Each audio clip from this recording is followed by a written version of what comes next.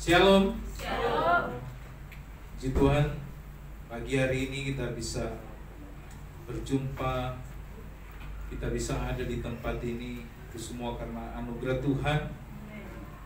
Dan pagi hari ini kita akan membuka Alkitab di dalam Matius 6 ayat 12. Dan ampunilah kami akan kesalahan kami, seperti kami juga mengampuni orang yang bersalah kepada kami. Puji Tuhan, silakan duduk. Judul khotbah pagi hari ini adalah Ampunilah kesalahan kami. Matius 6 ayat 12. Hal ini mengajar kita bahwa setiap kita harus berdoa meminta pengampunan setiap hari. Berarti setiap hari kita harus minta ampun, minta kepada Tuhan yang mengampuni setiap kesalahan, dosa, pelanggaran kita. Nah, saudara, kita berdoa meminta makanan kepada Tuhan setiap hari. Kita minta, Tuhan tolong kami supaya kami dapat rezeki, kami boleh makan dan minum. Itu satu permintaan setiap hari. Sama halnya dengan kita meminta pengampunan kepada Tuhan.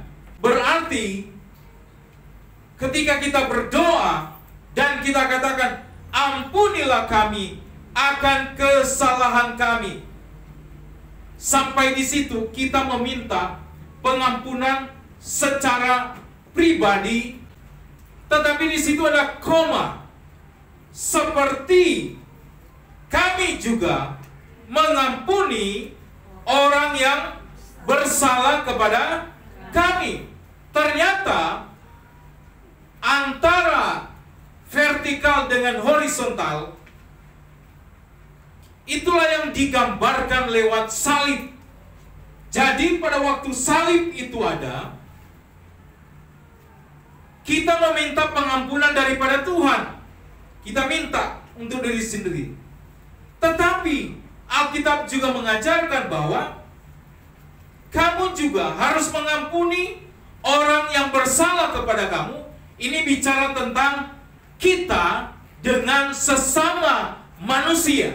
Pengampunan itu tidak hanya pada satu sisi saja, antara Allah dengan kita pribadi, tapi kita juga harus mengampuni orang lain yang bersalah. Mengapa, saudara, doa kita tidak dijawab oleh Tuhan? Karena yang pertama, kita mau diampuni, tetapi kita tidak mau mengampuni. Ini masalahnya. Ini yang membuat doa kita tidak dijawab oleh Tuhan. Padahal tadi kalau kita baca sekali lagi ayat 12. Dan ampunilah kami akan kesalahan kami, seperti kami juga mengampuni orang yang bersalah kepada kami. Seperti kami juga mengampuni orang yang bersalah pada kami. Jadi ketika kita minta pengampunan, maka kita juga harus mengampuni. Pertanyaannya, sekarang Pak, kalau dia tidak mau mengampuni, bagi saya, yang penting saya sudah mengampuni dia. Saya sudah minta maaf sama dia. Soal dia terima apa tidak, soal dia mau mengampuni, soal dia mau terima permintaan maaf kita, itu kembali lagi pada orang itu. Tetapi yang paling penting adalah saya sudah membereskan terlebih dahulu. Soal dia mau terima, soal dia mau mengakui, itu urusan dia. Yang penting saya tulus dari hati yang paling dalam. Saya mengampuni dia. Atau saya berkata, mohon maaf, saya salah. Soal dia mau maafkan atau tidak, itu urusan dia. Yang penting saudara harus dilepaskan dulu dari hal kita mau mengucapkan, tolong maafkan saya. Ini paling penting, harus dilepaskan. Karena salah satu penyebab doa kita tidak dijawab adalah kita mau diampuni, tapi kita tidak mau mengampuni. Yang kedua adalah kita lihat Matius 7 ayat 3-5.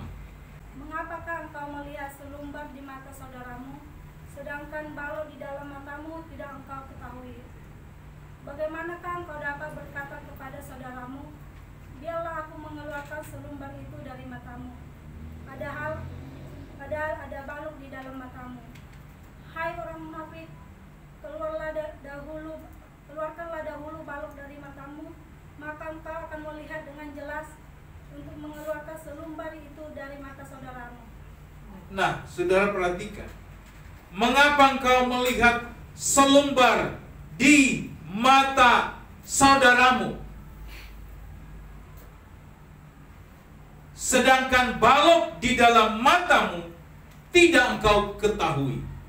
Artinya, Alkitab mau bilang, waktu kita melihat kesalahan orang, itu nampak sekali, jelas sekali. Tetapi ada kesalahan kita, ya, makanya Alkitab katakan, sedangkan balok di dalam matamu tidak engkau ketahui. Tidak engkau ketahui.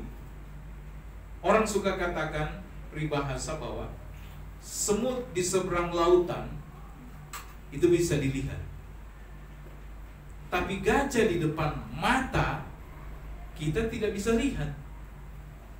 Ini peribahasa yang sangat dalam sekali, bahwa kesalahan orang yang kecil pun bisa kita lihat, tapi gajah yang ada di depan mata kita tidak bisa lihat. Nah, saudara yang dikasihi Tuhan, Tuhan Yesus berkata kepada orang-orang yang pertama adalah orang-orang munafik. Di situ dikatakan, hai orang munafik, keluarkanlah dahulu balok dari matamu. Tuhan Yesus mau bilang begini, jangan urus orang lain, urus aja dirimu sendiri. Nggak usah urus orang lain. Orang lain, biarkan saja dia. Tapi urus pribadimu, keluargamu. Sudahkah saya berkenan di hadapan Tuhan? Urus aja kita. Ada satu orang dia berdoa, Tuhan, kenapa saya berdoa buat bangsa ini? Bangsa ini tidak mengalami pemulihan. Lantas dia berpikir, apakah terlalu besar bangsa? Dia doa lagi, Tuhan, provinsi Jawa Barat, Tuhan pulihkan. Tuhan tidak pulihkan. Dia bertanya lagi, Tuhan, pulihkan kota Bogor. Jawa Barat ini tidak terpulihkan, kota Bogor saja. Dia lihat lagi, tidak terpulihkan kota Bogor. Tuhan, pulihkan saja Kecamatan Bogor Timur. Tapi tidak terpulihkan. Lantas dia komplain sama Tuhan. Tuhan, kenapa bangsa, provinsi, kota, kecamatan tidak mengalami perubahan? Lantas malaikat Tuhan disuruh untuk menyampaikan kepada dia, sebelum bangsa, provinsi, kota, kecamatan itu dirubah, maka dirimu harus berubah terlebih dahulu. Lantas dia kaget, ternyata saya ini yang salah. Saudara, saya mau bawa kepada seorang anak muda yang kaya raya. Waktu dia berjumpa dengan Tuhan Yesus, kan dia katakan begini, Guru, apa yang saya harus perbuat supaya aku bisa masuk dalam kerajaan surga? Aku bisa mengikuti Engkau, Guru. Tuhan Yesus bilang, 10 hukum Taurat itu, dia katakan, semua 10 hukum Taurat itu saya sudah lakukan. Tapi pada waktu Tuhan Yesus berkata, oh, ada satu yang kamu belum lakukan. Apa itu? Waktu Yesus katakan sama dia, jual hartamu dan bagikan kepada orang miskin. Di situ kena dia. Kena dia. Tuhan mau singkirkan cara berpikir kita. Tuhan mau singkirkan cara pandang kita pada Tuhan.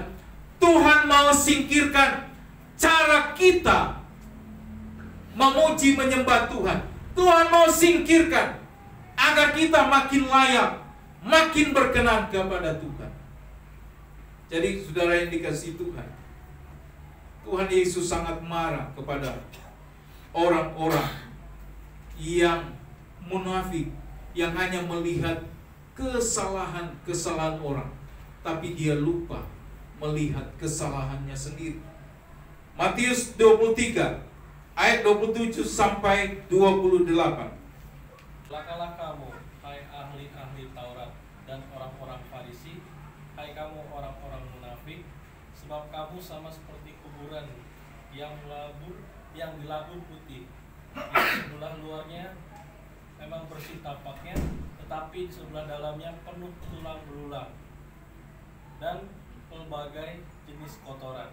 Ayat 28. Demikian juga kamu, di sebelah luar kamu tampaknya benar di mata orang, tapi di sebelah dalammu penuh dengan kemunafikan dan kedurjanaan. Nah, saudara, Tuhan Yesus sangat keras bicara kepada orang-orang munafik. Orang-orang munafik adalah ahli-ahli Taurat. Mereka mengerti tentang firman Tuhan. Yesus ini berkata, hai kamu ahli-ahli Taurat, orang-orang Farisi, hai kamu orang munafik, sebab kamu sama seperti kuburan yang dilabur putih, yang sebelah luarnya memang bersih. Coba saudara perhatikan, kalau kuburan di luar kan bersih kan? Atau orang suka ngecat lagi. Tapi di satu sisi Alkitab katakan, tetapi yang sebelah dalamnya penuh tulang belulang dan pelbagai jenis kotoran. Artinya, di balik kuburan yang indah, yang mewah, yang megah itu, di balik itu tinggal ada tulang belulang dan kotoran di sana. Yesus membilang, kamu jangan bersembunyi di gerejamu yang bagus sekali. Jangan bersembunyi di jasmu yang bagus sekali. Jangan bersembunyi di dalam hal-hal yang dilihat orang, oh iya bagus sekali dia. Tapi Yesus mencela orang-orang munafik ini, bahwa sebelah dalammu itu penuh dengan tulang belulang dan kotor. Nah, saudara yang dikasihi Tuhan, kita banyak terjebak dengan apa? Yang penting saya dilihat orang beribadah. Tapi sekali lagi saya mau katakan, yang Tuhan cari adalah ketika engkau datang beribadah, itu kesungguhan hatimu itu paling penting. Tanpa di luar kita pakai baju bagus, tapi dari sisi dalamnya, ini yang Yesus mau katakan. Jangan seperti orang yang munafik, karena ini akan menghambat doa kita, permintaan kita pada Tuhan, itu tidak dijawab oleh Tuhan. Jadi saudara yang dikasihi Tuhan, kita mau diampuni, tetapi kita tidak mau mengampuni. Jangan sampai orang bilang, munafik sekali ya. Tapi tulus saja, saya mengampuni, mohon saya dimaafkan. Beres. Yang kedua, apa yang membuat doa kita tidak dijawab? Karena dosa mengikat hidup kita. Roma 3 ayat 23 berkata, karena semua orang telah berbuat dosa. Berarti semua orang di dalam dunia ini telah berbuat dosa. Mau dia hamba Tuhan, mau dia pemimpin agama, semua telah berbuat dosa. Lantas kalau ada orang yang bertanya, Yesus kan dilahirkan oleh Maria, apakah dia berdosa? Ini harus hati-hati saudara. Ini namanya apologet. Kalau saudara nanti bilang begini, orang tanya, pemimpin tertinggi Roma Katolik siapa itu? Paus. Orang menganggap dia orang suci. Tidak masuk di kategori firman Tuhan katakan, semua orang telah berbuat dosa. Dan nanti mereka tanya, loh Yesusmu bagaimana?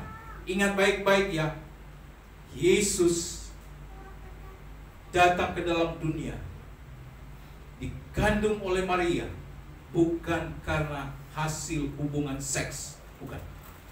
Yang kedua, waktu malaikat itu datang kepada Maria, malaikat itu bilang sama Maria bahwa anak yang kamu akan kandung itu dari Roh Kudus. Jadi ini berbeda sekali. Lalu lantas dia berdosa? Tidak. Dia dilindungi oleh Roh Kudus di dalam rahim Maria. Hanya dipakai itu. Maka tidak akan masuk logika kita dan logika orang lain yang akan bilang gini, loh harusnya kalau orang punya anak, iya dong, dia berhubungan dengan Yusuf. Tapi Alkitab bilang tidak. Yusuf tidak pernah menghampiri Maria. Tapi karena kuasa Roh Kudus, maka benih itu dilindungi oleh kuasa Roh Kudus dan dilahirkan. Jadi hanya pinjam rahim dari Maria. Jadi saudara yang dikasihi Tuhan, jangan sampai kita terkecoh. Karena Alkitab katakan Roma 3 ayat 23, karena semua orang telah berbuat dosa dan telah kehilangan kemuliaan Allah. Jadi sudah rusak akibat dosa. Yang ketiga, yaitu kita tidak mau diubahkan oleh kuasa Roh Kudus. Memang menjadi orang yang percaya sama Tuhan Yesus ini, orang yang mempercayai firman-Nya ini, hanya di kita yang dibilang, kalau engkau ditampar pipi kiri, kasih pipi kanan. Hanya di kita. Lantas murid-murid juga pernah tanya, terus kalau kita mau mengampuni bagaimana? Tuhan Yesus bilang 70 kali 7 kali 7. Waduh, siapa mau hitung-hitung itu? Tidak terbatas. Nah, saudara yang dikasihi Tuhan, Kristus mengajarkan untuk memohon ampun di dalam doa, supaya dosa itu tidak menjadi hambatan di dalam doa. Makanya Yesaya 59 ayat 1-3 berkata, sesungguhnya tangan Tuhan tidak kurang panjang untuk menyelamatkan, dan pendengarannya tidak kurang tajam untuk mendengar. Tetapi yang merupakan pemisah antara kamu dan Allahmu ialah segala kejahatanmu, dan yang membuat dia menyembunyikan diri terhadap kamu sehingga ia tidak mendengar ialah segala dosa. Sebab tanganmu cemar oleh darah dan jarimu oleh kejahatan. Mulutmu mengucapkan dusta, lidahmu menyebut-nyebut kecurangan. Kita berdoa, Tuhan, kenapa Tuhan tidak dengar doa saya? Kenapa Tuhan tidak dengar permintaan saya? Ayat ini mengatakan, bukan Tuhan kurang tajam untuk mendengar, bukan tangannya kurang panjang untuk menolong saudara dan saya, tapi ternyata ada dosa. Ada dosa. Nah, dosa ini harus diselesaikan. Saudara, waktu Yosua dan bangsa Israel itu merebut Kanaan, waktu mereka merebut Kanaan, sudah dibilang jangan seorang pun mengambil harta dari orang-orang Kanaan, jangan kamu curi itu ya. Waktu mereka menyerang bangsa Kanaan, waktu mereka menang, ternyata ada orang yang diam-diam dia curi ternyata barang-barang orang Kanaan. Padahal Tuhan sudah bicara sama Yosua, tidak boleh mencuri, tidak boleh, itu tidak boleh. Tapi diam-diam, lihat, diam-diam pun Yosua tidak tahu. Tapi lihat, Tuhan bicara sama Yosua. Yosua, ada dari bangsa Israel yang mencuri barang yang aku sudah katakan jangan. Yosua bilang, bagaimana ini? Cari, dicari. Nggak ada yang mengaku. Akhirnya Tuhan katakan, ini ada satu suku. Dari satu suku itu, bukan satu suku itu yang mencuri. Ternyata didapati dalam satu suku ada satu keluarga yang mencuri barang-barang itu. Wah, ketahuan. Maka saudara, apa gambarannya Pak Yohanes? Gambarannya begini. Jangan harap doa kita, keluarga kita mau dijawab. Kalau di dalam antara suami dan istri, anak-anak kita ada dosa di hadapan Tuhan, maka tidak akan pernah terjawab. Karena di dalam satu rumah ada yang berbuat dosa dan mencoba menyembunyikan kepada Tuhan, sama dengan orang Israel ini.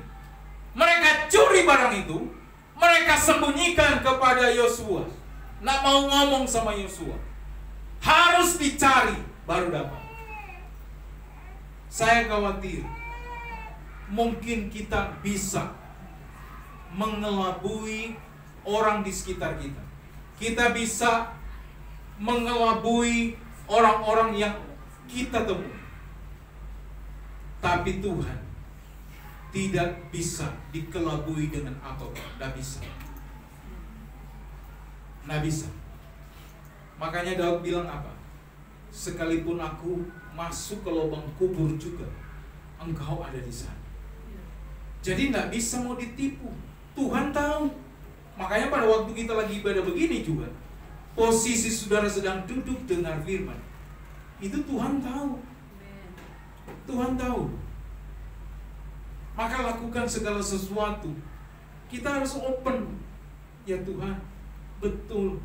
Apakah ini yang menghambat doa-doa kami selama ini Tuhan? Karena Alkitab katakan, sebab tanganmu cemar oleh darah dan jarimu.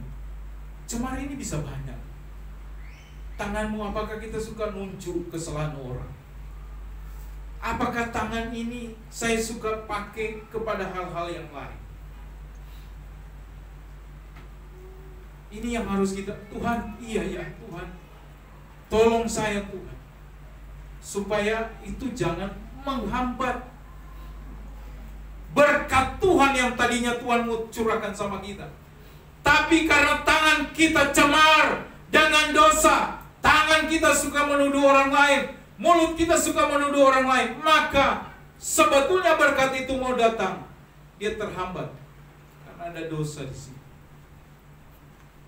Terhambat, tidak bisa. Alkitab katakan, sebab tanganmu cemar, mulutmu mengucapkan dusta. Nah, hati-hati, jangan kita berdusta. Jangan. Ananias dan Zafira itu karena berdusta, saudara. Waktu mereka menjual hasil ladang itu, zaman dulu, zaman waktu Yesus ada, mereka itu suka ditanya oleh para rasul, suka tanya, mengetahui ini Ananias ini jujur apa tidak. Tetapi ketika ditanya, Ananias, betulkah ini hasil penjualan? Tapi ternyata separuh loh dia tahan. Oh iya betul. Nah, ini yang saya mau kembali lagi. Alkitab tadi katakan, mulutmu jangan mengucapkan dusta. Itulah yang akan menghambat. Menghambat apa? Berkat. Tapi kita jujur aja, Tuhan, hanya ini yang aku punya. Tuhan juga tidak bilang begini, oh cuma itu. Tuhan bukan lihat dari situ, tapi Tuhan melihat hatimu, seberapa besar engkau mengasihi Tuhan. Dan kadang-kala Tuhan juga hanya mengetes saya dan saudara, hanya dites. Maka saudara, kalau kita mau dibukakan berkat oleh Tuhan, tuluslah engkau melakukan segala sesuatu, tuluslah hatimu. Jangan seperti orang munafik. Saya kasih, sama dengan orang berpolitik. Yang di Tangerang itu apa? Karena dia tidak terpilih, dia cabut lagi itu paving block. Karena nggak terpilih, dia cabut lagi. Kenapa? Dia kasih karena dia punya sesuatu yang diharapkan. Pilih saya. Tapi ternyata berbeda dengan ajaran Alkitab. Yesus mati di atas kayu salib. Dia mau memberikan keselamatan bagi saya dan saudara. Oleh sebab itu harus pikirkan baik-baik. Kita melayani tulusnya, kita bekerja tulusnya, kita memberi persembahan pun tulus apa tidak. Tapi saya percaya ketulusan hatimu akan dibalas oleh Tuhan dengan luar biasa. Itu yang kami dan saya rasakan sampai hari ini. Itulah Tuhan. Yang kedua, saudara, karena dosa yang diakui akan diampuni oleh Tuhan. Tuhan cuma minta apa? Pengakuan kok. Tuhan cuma minta apa? Kamu mau mengaku nggak sama Tuhan? 1 Yohanes 1 ayat 9 berkata, jika kita mengaku dosa kita, maka Ia adalah setia dan adil, sehingga Ia akan mengampuni segala dosa kita dan menyucikan kita dari segala kejahatan. Yang kedua adalah pengakuan. Kita minta, Tuhan, hari ini saya telah berdosa. Tuhan, ampuni saya, sucikan saya, agar hidup saya semakin berkenan di hadapan Tuhan. Dan yang ketiga, bagaimana supaya kita dijawab oleh Tuhan doa-doa kita. Yang ketiga adalah karena hak kita untuk diampuni harus disertai dengan tanggung jawab untuk mengampuni. Kalau Tuhan sudah mengampuni kita, maka kita juga harus mengampuni orang lain, orang yang bersalah pada kita. Kita juga harus punya tanggung jawab untuk melepaskan pengampunan bagi orang lain. Amin, firman Tuhan.